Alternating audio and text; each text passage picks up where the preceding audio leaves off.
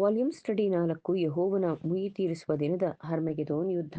ಅಧ್ಯಾಯ 7 ರಾಷ್ಟ್ರಗಳು ಒಟ್ಟುಗೂಡುವುದು ಮತ್ತು ದೇವರ ರೌದ್ರದ ಮಹಾಬೆಂಕಿಗಾಗಿ ಅಂಶಗಳ ಪೂರ್ವಸಿದ್ಧತೆ.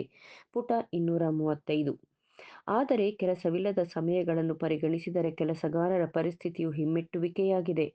ದೊಡ್ಡ ಮೊತ್ತವನ್ನು ಕ್ರಮವಿಲ್ಲದೆ ಗಳಿಸುವುದಕ್ಕಿಂತಲೂ ಒಂದು ಸಣ್ಣ ಸ್ಥಿರ ಕೆಲಸವು ಹೆಚ್ಚಾದ ಸೌಖ್ಯವನ್ನು ಕೊಡುತ್ತದೆ.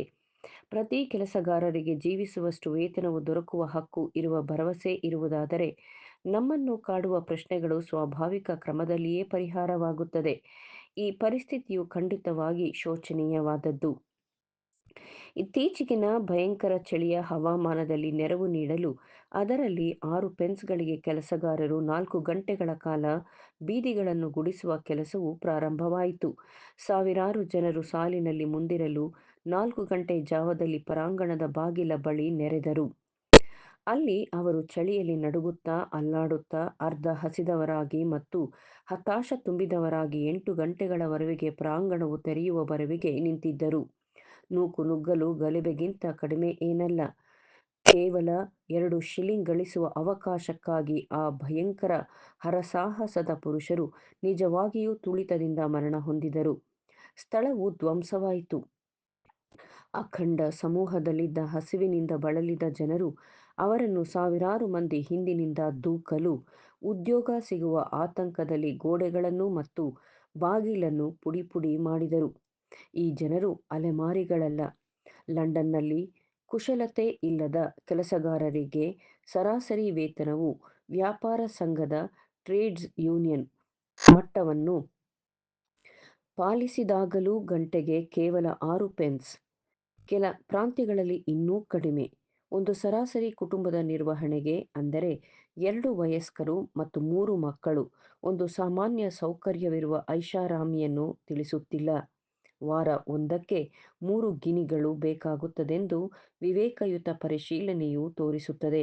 ಇಂಗ್ಲೆಂಡಿನಲ್ಲಿ ಬಹಳ ಕಡಿಮೆ ಮಂದಿಗೆ ಈ ಮೊತ್ತ ದೊರೆಯುತ್ತದೆ. ಯಾವ ಕುಶಲಕರ್ಮಿ ಕೆಲಸಗಾರನು ವರ್ಷವಿಡೀ 2 ಗಿನಿಗಳನ್ನು ಹೊಂದುತ್ತಾನೋ ಆತನು ಭಾಗ್ಯವಂತನು. ಆತನಿಗೆ ವಾರವೊಂದಕ್ಕೆ 24 ಶಿಲ್ಲಿಂಗ್, ಅಂದರೆ $5.84 7 ದಿನಗಳ ಅವಧಿಯಲ್ಲಿ ದೊರಕುತ್ತದೆ.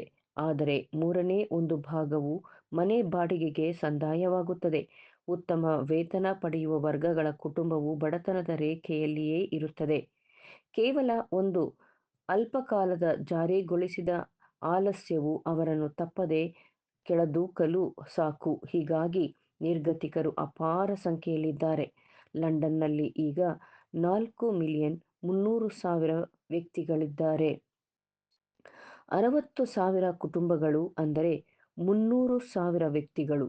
ಒಂದು ಕುಟುಂಬದ ವಾರದ ಸರಾಸರಿ ವೇತನವು 18 ಶಿಲ್ಲಿಂಗ್ಗಳಿಗಿಂತಲೂ ಕಡಿಮೆ, ಹಾಗೂ ದೀರ್ಘಕಾಲದ ಕೊರತೆಯು ತೀವ್ರ ಬಡತನದ ಸ್ಥಿತಿಯಲ್ಲಿ ಜೀವಿಸುತ್ತಾರೆ. ಲಂಡನ್ನ ಒಟ್ಟು ಜನಸಂಖ್ಯೆಯಲ್ಲಿ 8ರಲ್ಲಿ 1 ಭಾಗದವರು ಅನಾಥಾಲಯದಲ್ಲಿ ಅಥವಾ ಅನಾಥಾಲಯದ ಆಸ್ಪತ್ರೆಗಳಲ್ಲಿ ಮರಣಿಸುತ್ತಾರೆ.